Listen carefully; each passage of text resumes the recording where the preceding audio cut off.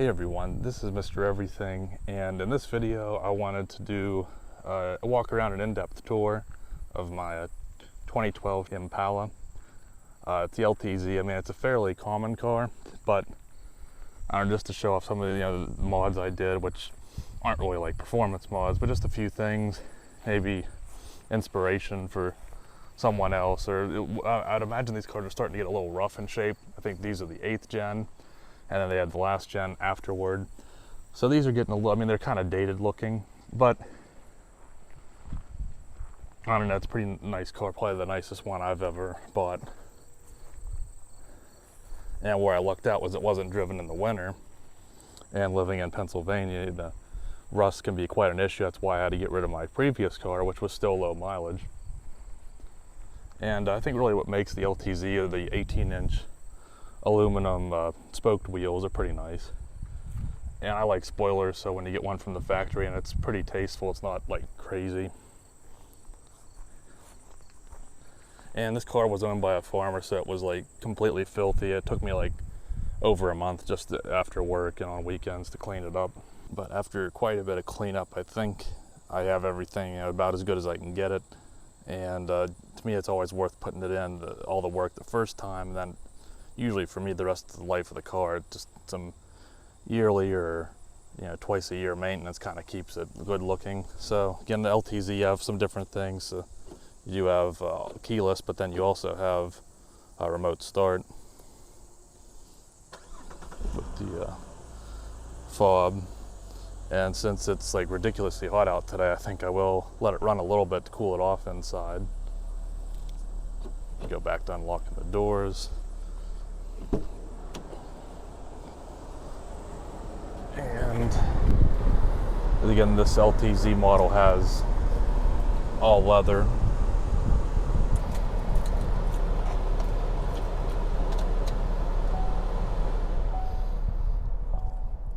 Turn the air down some so it's not like ridiculously loud in here. I mean, it's a nice interior, but it is quite dated looking. And again, I'd imagine most people that watch car videos, like the screens aren't actually flickering, it's just the refresh rate.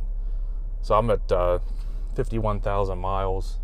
I bought it with 50,000 on it, so a pretty low mileage vehicle, especially for a common car like this. And the only thing that's disappointing is they don't have an SS. I think that only ran for a few years, aside from the I guess you could even say legendary 90s Impala SS. And I'll probably get a better view here and go in the back seat, show the front off a little better. And I just personally like to put the rear view mirror dash cams in my cars. One, because you have proof, if there's an accident or something, you were in the right. And then also you get better visibility out the back for, it's kind of like, blindside mirrors. You can get I think close to 180 degrees angle. And then I always run a radar detector. So in this car, since it is quite powerful, I got the unit in R8, and I did some videos with how I mounted it. And unfortunately, if you want to hardwire stuff, which I did of both of these, there's only like one pin in the back up on the rear view mirror to tap in that comes on with the ignition, because everything down in the fuse panel for some reason is hot all the time. I think it's like the retained access power or something, or accessory power. And I mean, you get all the features, heated seats, zone, and you do have XM radio, but I let mine run out. I don't think it's worth it, even the first year deal. It's just cheaper to have Apple Music or stream with YouTube. And gonna cleaned everything up, tried to make it look as good as I can. And the interesting thing is, I work at a dealership, and we just got in another 2012 Impala. This is LT, but there was a few extra things that it was lower mileage. I think they're supposed to have a little tray here, and a little rubber holder for the cup. I'm not sure if someone added that, but it's kind of neat to see what this car would be like in even nicer form. But this one stacks up pretty well in comparison. So I'm gonna go ahead and get in the back seat.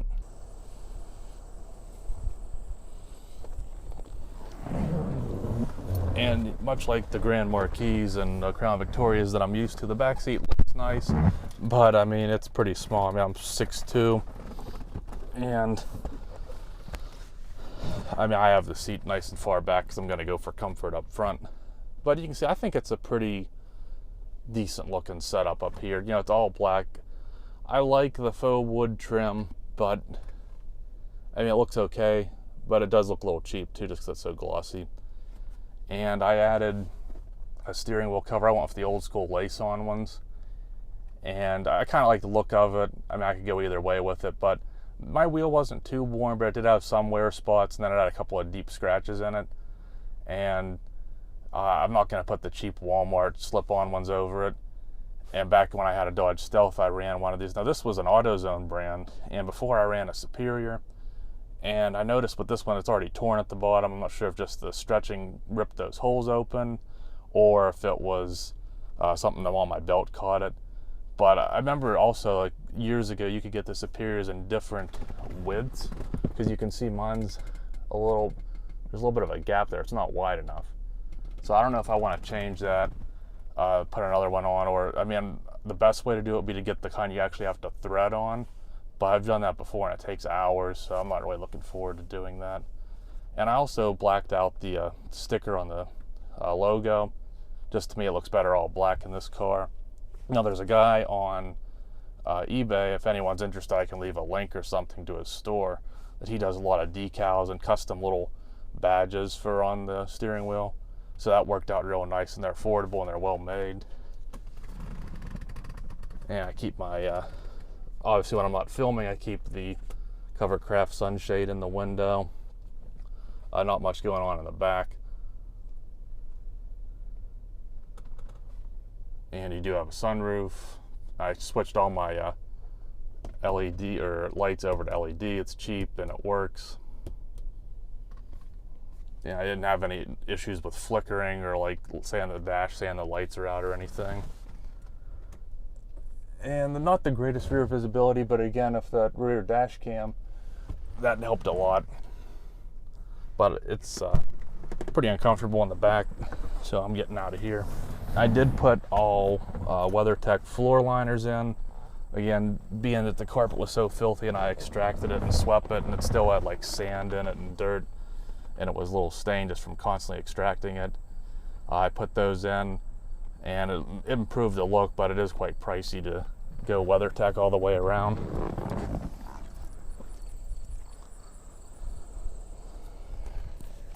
And as with a lot of cars, you know, you get this pass through, both seats go down. So I guess it's almost looks more like a 70-30, but it might be a 60-40 split. But what you might not know, which is kind of neat with the Impala, is both the seat bottoms, the same type of split, open up, so you can hide, you know, your gun or your ivermectin or something down in there. Pretty nice. And one thing that might be a little bit more noticeable here is I have quite a deep scratch. Again, you know, some hillbilly owned this, so they probably just let their wiper run down to the metal and it's scratched in. I know they do sell polishes for glass, but I'd imagine just a drill attachment or your hand's not going to be strong enough. I'd probably have to buy a nice high RPM buffer, so, and it's still deep, it might never come out. So it's kind of bad. At least it's not on the driver's side too much. But again, there's that setup. You have your garage home link, but I don't have a garage because I'm poor. And you have sunroof, which is pretty nice. First car I've had that has a working sunroof. I had one prior that was off track and leaking, which was nice of the seller to not let me know. And in here, now this is a dampened glove box. I guess it would be considered big, but to me it's pretty small because I'm used to the big Crown Victoria ones. And you get like a useless little cubby here, and then you could probably even put a few things in here. Maybe change would work in there, but I guess they tried to make use of that space. And the last thing I'll touch on up front is, again, this has the Bose sound system in the LTZ with an amp. So you get a CD player, auxiliary in, which I'll touch on, XM, which I let run out, and FM. Now the FM radio doesn't sound that good. I used the XM and it sounded good, but I really didn't listen to it that often. Then when that subscription ran out and I listened to FM, I wasn't happy with the reception. And there are a few ways you can, I'm not changing the radio out. From what I read, all these controls and stuff on Crutchfield, there's so many harnesses and not everything sometimes works. So instead of figuring all that out and paying all that money for a new radio, now you can just buy these little tablet CarPlay screens, and they work on 5 volts, but they plug into your cigarette lighter. Or in my case, I would hardwire it, but the only place I could really put it would be like maybe a CD mount. Up here, I think it would look a little tacky. And I hear it block the vents. So I actually found out about these little auxiliary in Bluetooth adapters. I think this is Soch or Skosh. Bought it at Walmart, $20. So I can hook that to my phone, and then it'll just run my phone into the auxiliary in on this car, and it's pretty nice. Now, last thing I'll mention is all these, you get 3 12-volt outlets, 1 there and 2 in here, but they're hot all the time, which kind of defeats the purpose of them. For me, I don't want to unplug things. Their only workaround is if you bought like a little hub that had a master power on and off, but then you got more plugs, more wires, and just you got to manage all that. So I like what I did here. And it's just not in like perfect shape, like there is a little chip there, but that's on the plastic, so I don't have to worry about it rusting. I believe this is the worst door. It just has some scrapes and scuffs, which might not even show up on camera. I did lightly go over it with just a Meguiar's DA drill add-on and some compound, and it did clean it up some, but for silver, you know, silver doesn't pop that much in my opinion. I'm pretty happy still with how it looks, but coming back to the trunk, one thing I'll say is there's really no good place to open this. When it pops up, you can fit your hand under just the whole trunk lid itself. I'm not one to really want to pull on the spoilers. I mean, maybe they could crack or oblong the holes where they're mounted. Again, and this is just like a little trim piece that's taped on, so you really don't want to grab it from that. And then to grab it down, you do have a little handle here, but it's kind of awkward to try and throw it down. And again, everything in here was all stained, the carpet, so cleaned it, and it did look a little better, but I just went ahead and put a WeatherTech liner in here. And that's probably one of the, talk about sleepers, the fact that the sedan has like giant storage in the back, like a SUV. Obviously not the same amount of height, but I mean, it runs the whole way back in there, and then you can again put those seats down and run it, you know, I guess in the middle the whole way up to the dash, or at least to the back of the front seats. So I put a couple of organizers in here and some of my goodies for on the road. But it looks a lot better with that WeatherTech in there, even though they are quite pricey. And a little fun fact is when you look at the WeatherTech floor liners, they always show like the one stock image. The one they show is actually for the Impala, because it has this little cutout for the 8th gen ones. So when you buy a floor or a WeatherTech trunk liner, this is the one they show, probably because it's the biggest one. Again, Impalas are pretty common. And one neat thing is you do get this little insert. A lot of cars don't have that for some reason, but I think it helps with sound deadening, and it just looks a lot nicer to me. So again, pick it up here, slam it. And then the under the hood, which is probably one of the most impressive parts of the car, just, you know, a fairly generic sedan with 300 horsepower from the 3.6 liter with the variable valve timing. Some people love the engine, some hate it, but so far for me, but I'm at low mileage, I'm not too concerned with it. And it took, as usual, took a good bit of time to get everything cleaned up, but no big leaks, no issues, so it wasn't that bad. And I did switch to a K&N filter, the reason being from all the blow-by, that oil comes back in, and I'd rather have it on a filter that's made to absorb oil compared to just a dry pleated one that once that oil soaks in, it might diminish how good it can filter.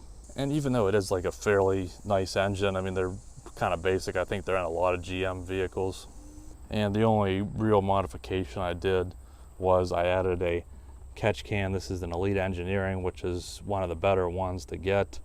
And I shouldn't be touching it because it's actually pretty hot since I just had the engine on. But I did the PCV valve mod, which it's back in here. I did an actual just separate video on the whole deal, full catch can installation, the mod. I'll link that video if anyone's interested. I think the majority consensus is, you know, most people, probably 99% of people don't even run it. So I don't think it would matter, but just for me, for fun, I put it on there anyway. And I am starting to collect a little bit of dirty oil. And I get to the light. I did paint the badge in black. Just I think it fits the aesthetic of the car a little better. Now, I don't think they sell replacement ones. Maybe they do for the 9th gen, but for this one, so I just spray painted. It didn't come out perfect, but from a distance, it looks fine. And it was debadged on the back. I didn't do that. I don't know if the previous owner just ripped it off or if it got caught when someone was buffing it at some point or what, but solid closing hood. And for lighting, I'm going with Oxido, low and high beams. And I keep like the turn signals and rear brake lights all incandescent, just so you don't have any hyper flashing. You don't have to install resistors. I really don't know why you even would need LED turn signals and stuff if they're not built into the vehicle from factory. And I'm using C-Light LED fog lights. I think you have to have the car on for the fog lights to come on. The original, I had C-Light LEDs in for the high and low beams, but they just weren't nearly bright enough. The C-Lights work pretty well, but for this car I went with the Oxidos. They're higher power, they have a fan instead of just a heat sink, and they're super bright. Like getting into any of my other cars, they're just like so bad in comparison to how nice these ones are.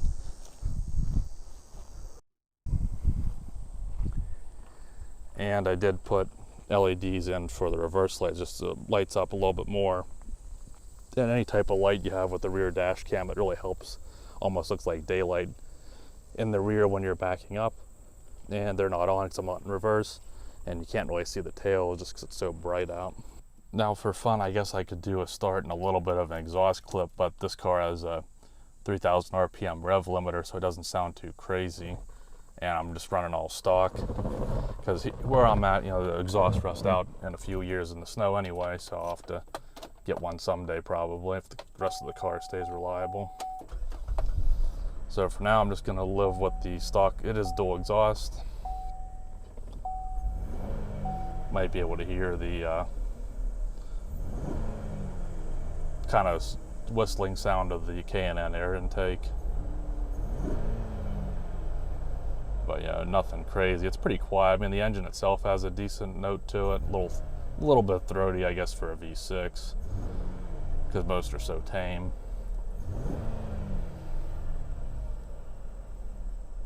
And I did add some chrome exhaust tips, but they're not the greatest looking just because of how the clamps stick out.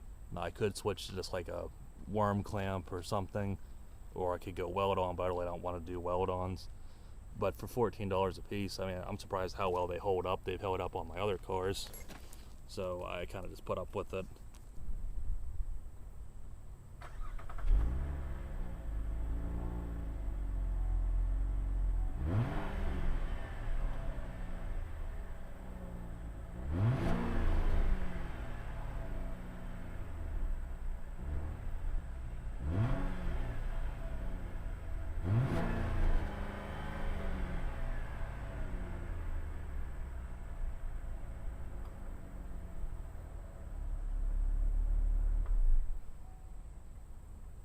So it's pretty underwhelming, but I did add this little gas car. I thought WeatherTech used to make one of these, and it was nicer and it had channels in it. So if you did get fuel, it would just kind of run it out. But maybe they quit making them, or I'm thinking of some other company because I couldn't find any but this brand. So, I mean, it's better than nothing, but you kind of have to, because of this holder, it's kind of tricky. The price you go to protect your paint. Meanwhile, there's like a giant scrape in it there anyway. But I think I'll end the video here. I mean, there's really not too much else to talk about. I mean, it's definitely a car for me. You know, it's pretty nice. It's a sedan, but it's not giant, but it's like compared to a Crown Victoria. But, you know, it's got some power. It's fairly reliable. Got all the features even for an 11-year-old vehicle. And to me, I really think the LTZ package kind of makes it. You know, you got the better wheels, the blacked out trim, the spoiler. You know, it kind of helps it stand out from any other more regular looking Impala out there. It's kind of like an interesting combination between a luxury car and a grand touring car. It has a little bit of both, but it's certainly not very good at either alone. But for what it is, it's not too bad, kind of like me.